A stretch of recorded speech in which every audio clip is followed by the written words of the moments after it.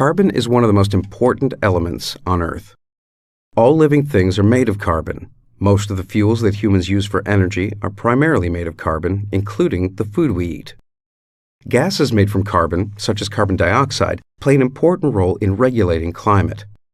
Biological activity causes carbon to be constantly converted among different forms and locations.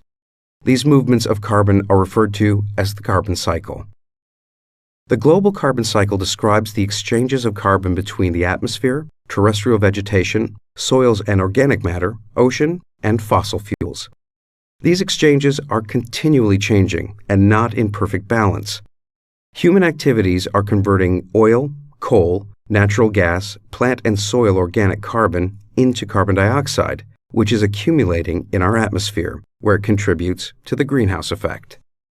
The atmosphere is a relatively small reservoir of carbon, containing less than 1% of the Earth's total carbon pool. Because it's so small, even a slight increase in inputs to the carbon atmosphere can have a big impact on the total concentration over time. The amount of carbon in terrestrial vegetation is comparable to the amount of carbon in the atmosphere. Vegetation takes carbon dioxide out of the atmosphere through photosynthesis. However, the amount that humans continue to add through fossil fuel emissions is more than plants are able to use, so it accumulates in the atmosphere. The CO2 that plants are able to use becomes new plant tissue. Most of the plant tissue winds up naturally dying and falling to the ground to become plant litter and eventually is decomposed or transformed to soil organic matter. In many parts of the world, organic matter accumulates faster than it decomposes, adding to soil carbon pools. Within the soil, there is more than twice as much carbon locked up in organic material than there is carbon in the atmosphere. Human activities such as land use changes and greenhouse gas emissions accelerate the conversion of soil carbon to carbon dioxide. So why is this important? Carbon dioxide is a major greenhouse gas, which causes heat to be retained between the Earth and the atmosphere.